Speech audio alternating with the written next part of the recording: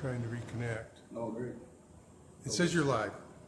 We're live. We're live. Okay, we're live. Oh, live TV. That makes it great. What is your career dilemma? That's the question we answer each week on this program called That Career Dilemma Show.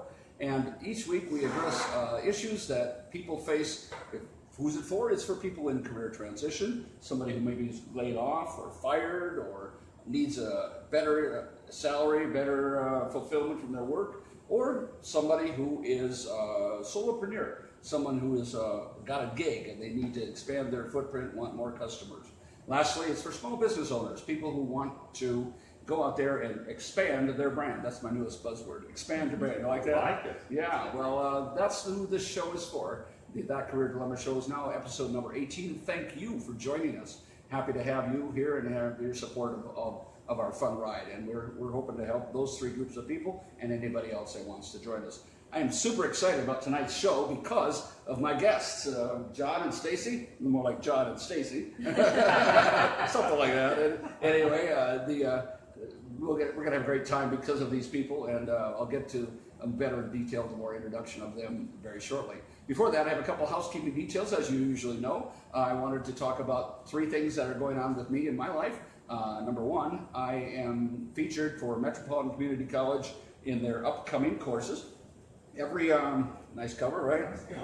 Every household, every mailbox in three-county area, about 100,000 mailboxes, gets one of these in them, and I'm excited. It's the Metropolitan Community College non-credit courses, and they are for people who want to grow. It's not for college credit, it's just for people who want to grow. And who doesn't want to grow, right? That's right. That's right. Well, these are the courses. There are hundreds of courses, hundreds of instructors, and on page 6 of the fall edition, under Business and Professional Development, is, read it right here. What does that say there for us, John? You got better eyes than Okay, create your own dream job. That's one course I'm teaching. Actually, that's gone by. The next one up, Stacy, is what? Profit and grow what you know. Profit and Grow from What You Know is a course coming up in on October 21st. Next one is How to Sell You. That's the whole theme of our show, is how to sell you. Because when you start talking about the three groups that we're mentioning who the show is for, it is all about how to sell you. And people need to figure out there how to persuade others. Well, that's How to Sell You, and that's coming up on October 28th. Lastly is Side Income for Teachers, pretty self-explanatory. Teachers often have a lot of talent that they don't know about and they could profit from. And so on November 11th, 11/11, that course is offered through Metropolitan Community College. Gee, Paul, how do I register? Well, funny you should ask. Here's the infomercial part of it right here. Go to mccneb.edu. Is it edu? Yes. And that's where you can register for these courses and see them, or you can call that number. I'll be like an infomercial here, 800-228-9553. And you can register for these Metro classes. I've taught Metropolitan Community College non-credit courses for over 10 years, and it's all sorts of fun. We had a great response, and I've got great success stories with that too. But for now, that's all I wanted to mention on that. Secondly, freejobcoaching.com. That is my website, and right there, what is freejobcoaching.com? You can send your resume to me via that website, and I will critique it for free. People can say what's right, what's wrong with my resume. I'll look it over and send you back what I would do if I were going to fix that resume, and you can get that free information right there. The last feature I offer through freejobcoaching.com is this. People can be on the program.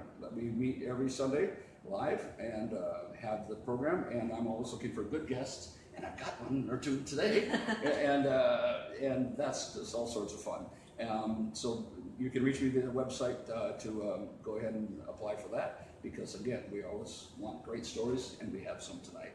Don't you think? Definitely, you bet. Okay, well, that's a lot of blab on the front end, but that's the three things I'm working on right now, and thank you for sitting through all that. And now it's time for introductions. Again, I'm really excited about tonight's show. With me is John Gajewski. Welcome, John. Good to be here. I've been working for 10, 12 weeks, Stacy, to try to get John on the program, and I finally got the calendar to coordinate, and thank you for coming He out. has a busy calendar. He is a popular in-demand guy. He's an in-demand guy. You're I just can- lucky. 12, yeah, that's not 12 weeks. 12 weeks, yeah, that's a short cycle right there. Usually it's 12 months. Yeah, That's right. Because getting that calendar, it's got very long, right? Those are bad. Busy guy. Well, John is a entrepreneur and a consultant in the human capital space, a former corporate executive. He's on the 5th floor with all the cushy carpeting at the company we worked at. Oh yeah, I was giving my kids a tour of this building once upon a time, and we went up and to the top floor where the executives were, where you were, and on a weekend, and stepped out of the elevator onto that soft carpet, and everybody goes, ooh, and then of course security tackled us and said, it is forbidden to be up here. So anyway, John was up there with the big shots, and I worked with him, and we also are here at the lovely Scooters, 180th and Q Street, and here's a plug. Everybody hold your Scooters plugged up. Yes. So coming out for Scooters, and here's another one, John. Scooters, 180th and Q. More than just coffee, it's community. Ooh. Like that. Nice. All right, My new there tagline. you go. All right. So how do you sell you? That's what we're about here. So seriously, I've been out to the Scooters many times. Of course, John owns it, and that's part of the reason. But it's just a place. You can testify to this more. It's a fun place to hang out, right? Actually, it's a great place to hang out. It has a great environment and an atmosphere. And it's pretty amazing the people that come through the door, and actually ties right into our theme, talking about jobs and success and networking. It's a great coffee shop. It's a great network. A lot of professionals hang out here, That's and a lot of work. You can tell more stories than we can, but it's a great place for that. So put it on your list of things to see. Tell us more about your background, John. Paul, first, thank you for inviting me. Thank It you for is. It's a coming. pleasure to be here, and Paul and I do go back a lot. I won't get into too many detailed stories, but one of the neat things that I've always admired about Paul is his ability to get in there and help others succeed. I mean, he's helped company after company exceed, and This is about you, not me. But Tell I- us about yourself, I John. can't. Oh, Again, come on. You got a lot of talent, and I'm not paying him for I it. want your audience to know that Paul is amazing at what he does. Next. But okay, by day, Scooters franchise owner. Love the business. And why did I get into it? So I can connect people with a great product and create a community, as Paul said. So Stacy, longtime customer here, and this is an in-store model where you come in, you sit down, you do your work, you have meetings. People come in here to talk with people they haven't seen in years, and it's just a great environment to come and enjoy a great cup of coffee and great community. Second thing, I'm a Human Growth Officer with Client Science. And what does that mean? We help combine the psychology with the science and our grow model to make companies grow, be more profitable, and take people to a new level. So it's an exciting company, it's an exciting concept. We've helped a lot of companies grow their business, get the right people in the right places. So call me, I don't know, solopreneur, entrepreneur, you can call me whatever, but just don't call me late for Don't dinner. worry, right? Well, you might spell out client science so people, because it's spelled a little differently. Yes. You know, Client Science is spelled, client is a wood, science, Psyence, and it's clientscience.com. You can look it up. It'll talk to you about our model. It'll talk about what we do. And if you're in business and you're trying to grow that business, you are stagnant, you haven't got any enthusiasm in the business, it isn't going places, give us a call. You don't have the right people in the right places. You don't have a succession plan. You need great training. Come and talk to us. We're here to help you grow your business. And that's it. It's all about people, isn't it, Stacey? You've It seen is. that, I'm sure. Trish from Client Science was on a much earlier program, and we appreciated her input. In fact, the gentleman who was on that program, is that episode 2 or 3, Jeff? I don't remember necessarily. The guy came on that program and was coached by Tracy and myself. Went on to get a job, so that was all good. Congratulations. That was fun. So, and anyway, he attributes a lot of what he heard in the program. Anyway, we're going way long here, but thank you for that. Companies or emerging companies need to contact Client Science to contact John to learn more about opportunities with that. Also today, we have Stacy Fletcher with us, and thank you, Nice to be Stacy, here. for coming Thank on you. out. Appreciate that. Stacy is a longtime corporate employee who worked with big companies, and she has been through her own transition. Usually the show is about somebody like John and I coaching the guest, and in this case, she's here to school us. So it's not about us coaching Stacy as opposed to Stacy reminding us about everything and hopefully helping the viewers and about what they can do and what they're feeling in their job transition. So that's what she's about. Tell us a little bit about your background, Stacy. Sure. My background is actually in agriculture. I grew up on a farm here in eastern Nebraska, and I continued my education in that field. It's something I've always had a passion for, and I've always also had a passion to serve people and serve customers. So that's always been key for me. And for the past about 7 years, my background has evolved into a business analyst capacity. So a lot of management, organization, project leadership, working for ag-based companies. Ag-based, okay. Yeah. And I don't need to name them necessarily, but Omaha is famous for We agricultural have a companies. few of them here, yes. I come out of I did a lot of recruiting and placement in the IT sector, information technology, and I know that there's silos. Here's a joke, John. Silos in the agriculture business. But a lot of companies get very siloed, very elevator-ish as far as what their workforce is doing. And tell us what you do as a business analyst to fix that. Well, as a business analyst, and I think it's not a role I ever thought I would end up in. It's something back in my day I didn't know what that was. If you would have asked me that back in my college days, I would have said no clue what a business analyst is. But it's something that works great for somebody who has a background multifaceted in business. It's really a pivotal point because you basically work to bring the IT side and the business side together. And as I mentioned earlier, talking before we started, it's a lot of negotiation, it's a lot of organization, it's taking people and figuring out what their needs are and finding out how you can create solutions. It's a middleman role. And it's somebody who wants to solve problems, and that's something I love to do, and there's a lot of problem solving in that role. Sure. Well, and very necessary in today's corporate cultures, when people get going in their own different directions, and they need people like Stacy, don't they, John, to get things done? You know, it's a big thing that I noticed when Stacy and I were talking one time is for problem solving. The companies need it. She's very good at it. And can you tell us the story about the problem? Well, that's it. I mean, I jumped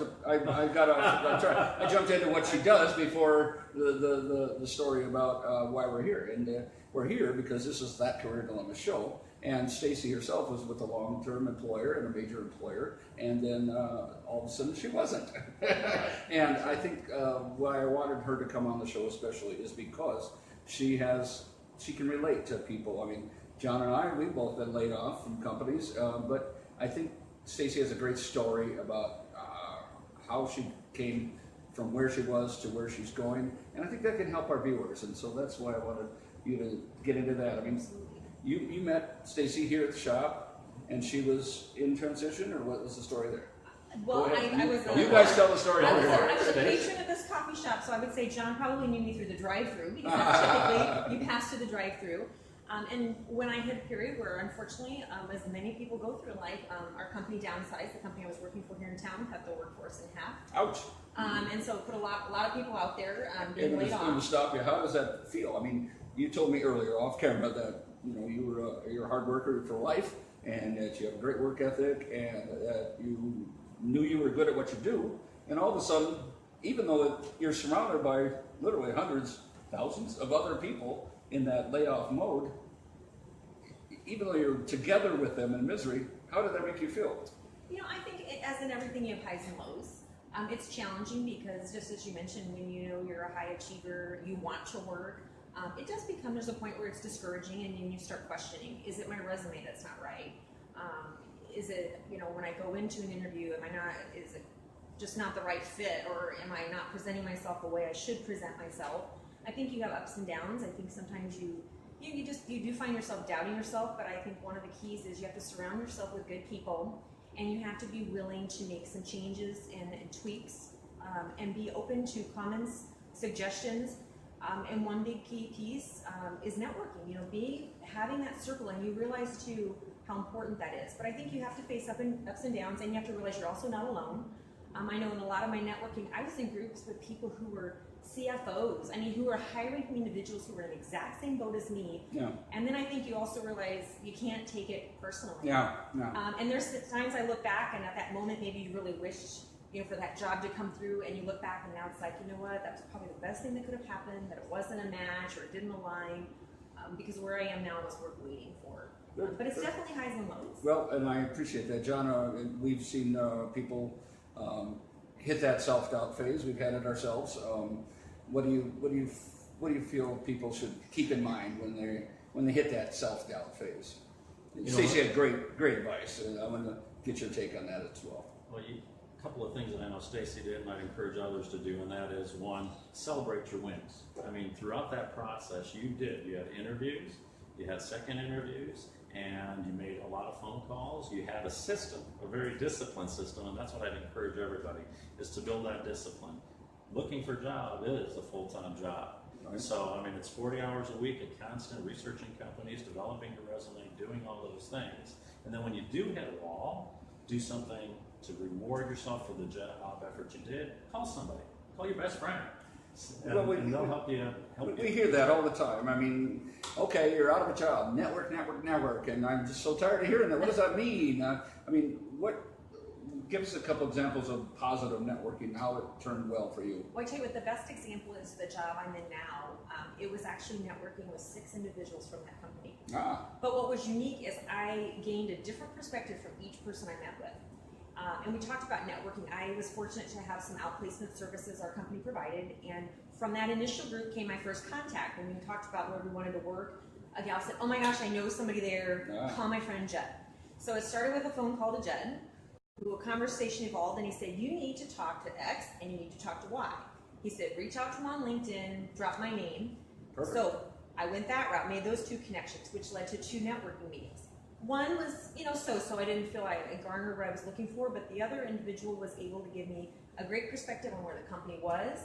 The fact that come the new year, they were going to be hiring new positions, so January was when to really watch. Okay, sure. My financial advisor also had a connection to the company. There was a chance to meet with a woman who worked for that company and understand her perspective. She shared a lot about the key qualities the company looked for. So you targeted a company and Right. went out from there.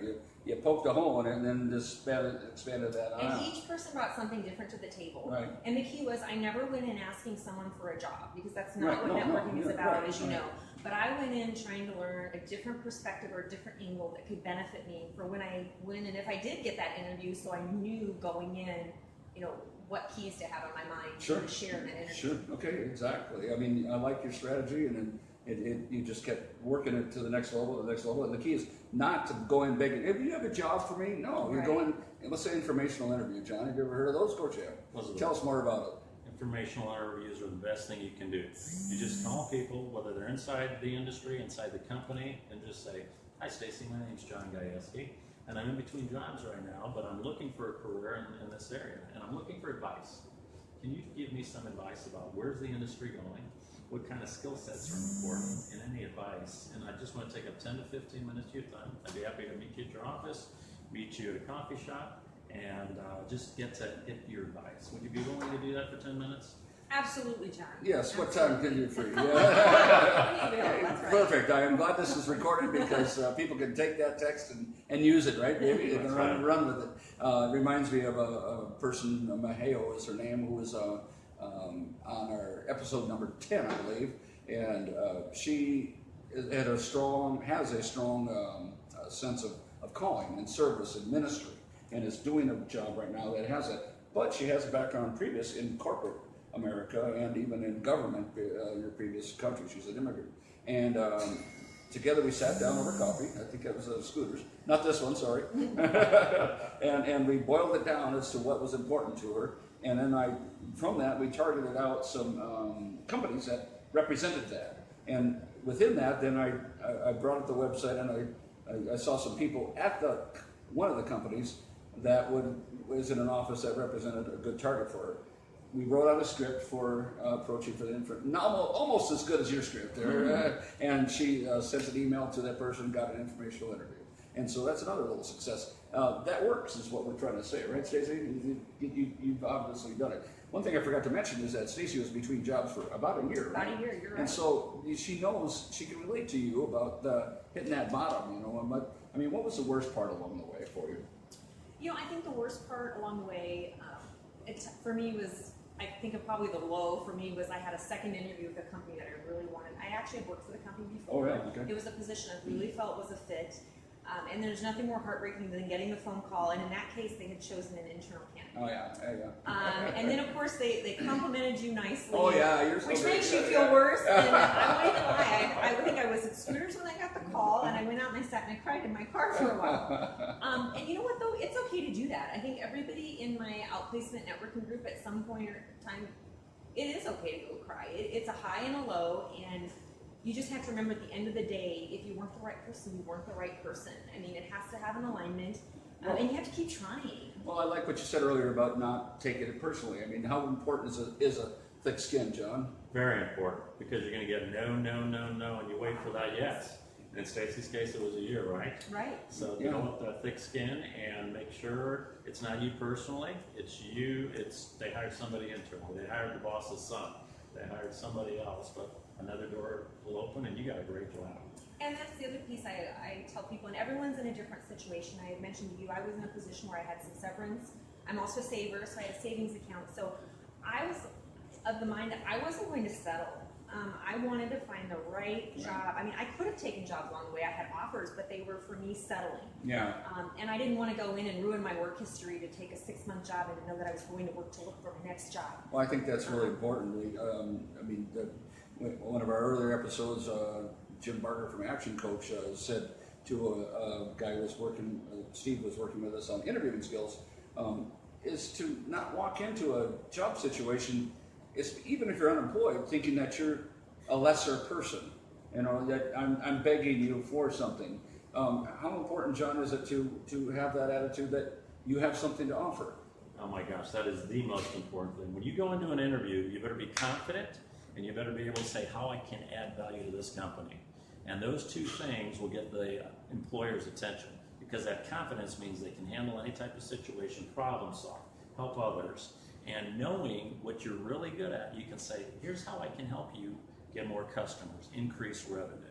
So that confidence combined with that passion and showing how you can add value are going to be a knockout combination to get that job. Absolutely. Stacey, anything to add to that? Well, I think what John said is key. I mean, it's researching your company, because there were companies that I researched. The more research I did, I realized I don't think I'll work there. So I think research is important. And we all know any job you walk into, that is always one of the questions. Why us? You know, why did you pick us to apply for a job? Why would you want to work here? You better have an answer to That's that. right, you better Because have some an people don't. answer. And people say, "Oh, you know, I just want a job. I want." If you go in an interview and say, "What's your vacation plan and what's your health plan?" Your first couple of questions, you might as well keep moving. So don't make it me focused, make it them. It's about contributing to them, isn't it? And taking in a bag full of examples. It's all about how we apply. Perfect. How do you apply your skills to multiple situations? And sometimes that's the hardest, because sometimes, I mean, we do these things every day, but you don't ever consciously sit down and write them down. And then when you need them, you're thinking back, well, I know I've helped people in lots of ways, or I've solved lots of problems. So for me, you know, it's keeping a cheat sheet of those things to keep them fresh in my mind about great examples. And I know that always resonates when you go into an interview and you can give a very specific, great example, you know, of what they're asking for. Absolutely, absolutely. I'm going to take a little pause here. We have to take a moment to thank our sponsors. And first of all, each week we're supported with OnQ Marketing. That's onqmarketing.com. Jeff Quant is the owner, and helps you get found in a Google search. So if your company needs to be found in a Google search, kind of important, even a Scooters or Client Science, then contact OnQ Marketing. Also, we have ZipRecruiter.com. ZipRecruiter will help you post your jobs in 100 different sites in a click of a button, and they now currently have a free trial. Go to ZipRecruiter.com for that. And lastly, of course, FreeJobCoaching.com has the things we talked about earlier, the courses at Metro, the free visit or free appearance on the show, the free resume review as well. So got the sponsors thanked. That's important, right? Well, Stacey, we're winding down here, but tell us about the interview process. I mean, you know, some of the bad interviews along the way, or what you learned along the way while you're interviewing, and then that final aha, where you got the close, you got the win. Right. Well, I think when it comes to bad interviews, I guess I'm a prepared person. I don't ever think of anything as being horrible. You learn from in something, mind. right? I mean, you learn from it. But probably some of the most awkward interviews I can think of along the way are the ones where you end up with questions that are not professional questions to ask. and it's navigating those, and then you walk away. Oh, yeah. Yeah. I don't, I didn't want to come off as pushing the question off on the interviewer, but at the same time, you're like, then you're more concerned about why they asked it or what Yeah. prompted it. Yeah, what's this all about? Right, and for me, it was just preparing a lot of questions, really understanding that job description and how I could fit myself into that job description. And again, I did a lot of prep work. I Yeah. kept sheets with lots of Very organized, examples isn't she? and I want to hear scenarios. about the system that she had. How many tables did she take up at start? I just took up one over yonder, just my table. You have a same regular spot, right? That's right, I did have But a anyway, regular very spot. systematic, you're telling us. And Lots of then- preparation, and My success interview, when I walked into the position I'm in now, that interview, I told myself when I walked in there, I just need to be myself. I threw humor in my interview. Go I figure. won't lie, I was asked one question and I couldn't, for all the examples I prepared, they got me on one, and I remember looking at the guy and I said, and I answered and and then I just looked at him and said, it was really a stinky answer, so let's just move on to something else. And at least you had some everybody laughed. personality. It's human. Was it a panel interview? Yes, Oh, it wow. was a panel interview. She survived, huh? And the other piece Get is moving. I brought lots of examples, and that's what I feel like I had been prepped to do, that somebody had forewarned me through my networking. Yeah, good. And I was ready with my examples, and then the great piece, was taking me for a walk through the building. Oh, yeah. But it just felt right, and I really went in being myself, and I figured if they can't like me for who I am and look at my resume and see the skill set I bring, it's probably not a right fit, and I'm okay with it. And you're reminding me of the strategy. I'm going to try to sneak this in while we still have a couple minutes. Johnny, you've heard of the 20 question thing. Maybe you didn't hear it called that. When I go to interview, I have 20 questions I've written out to ask the employer, and so that helps you look prepared. Granted, some of them are going to cover along the way, and Right. you're obvious, but there's always that point in the interview, isn't there, John, where they say, "Well, what questions do you have?" And that's where I whip out the thing. Oh, we covered all these already. In fact, one time I was in an interview, and the guy says, "Well, let me see your list." No, I didn't get the job. You didn't like the list, I guess. but- That's really important. And the other piece, Paul, I will say in my job search is I was the only person who sent a personal thank you note. And when I started my job, that comment was brought up. They said the Really? final 3 candidates, or the candidates, she and said, not an email, right? she said, everybody sent an email one, which I did, but I sent a handwritten one, and they said that was the difference. We were just shocked to see someone send that. That's awesome. One trick we learned through talking it out on the show was one guy brought thank you notes with him to the interview, sat in the lobby after the interview, filled them out, handed them to the receptionist to deliver that day. Not even U.S. Postal. So anyway, a little trick. We're running out of time. John, any last thoughts about your admiration for Stacy and her processor? As you said, she was disciplined. One thing, they threw you a curveball. We talked about it a lot at the end there, and I'll give my time to her to share that story. When you got a curveball where they took you off site for an interview. Oh, yes. I had done my initial in-person panel interview, and a week later, I had a phone call at like lunchtime that pretty much said, could you meet us at 4 o'clock at Starbucks so that we could visit with you further? And it was an off-site location where they spent an hour. And what I later learned is they said it was down to me and an internal candidate, and they just wanted to see how I interacted off-site and see if the vibe that they had the week Interesting. before was the same vibe a week Interesting. later. This is a company that really did a good job of finding the fit, and how did they do? Oh, Do you they're feel like it's a fantastic. fit? I've been Is there it a for fit for just you? over 4 months, yes. Yeah. They're a great fit, and like I said, you don't ever settle because Great. it comes your way. Last advice for the job seeker who's been between jobs for a while and maybe losing faith. Here's a success story. You've heard some of her tips along the way, but what final advice do you have for people out there who are in that struggle? I would say, for our viewers in the same situation I was in, don't give up, don't settle, and just be open to taking the help and the suggestions of others because it only makes you better. I think it's perfect. John, any last thoughts about persistence and those kind of things? Persistency wins out. If you keep at it and you keep a methodical way that Stacy did, and just keep knocking on those doors, keep talking to people, keep getting in front of people, you're going to land. And the majority of times, Paul, the way I've seen it, people land better than where they were, and it happens all the time. John, thank you for coming. Thank you you for for your inviting advice. Stacey, great story. Thank you. Appreciate it. And Glad I could share it. thanks for coming out. And remember, ZipRecruiter.com, Client Science, OnQ Marketing, and FreeJobCoaching.com. We will see you next week, where you will survive your career dilemma currently and come out and succeed just like That's right. Stacey. Thanks for joining us.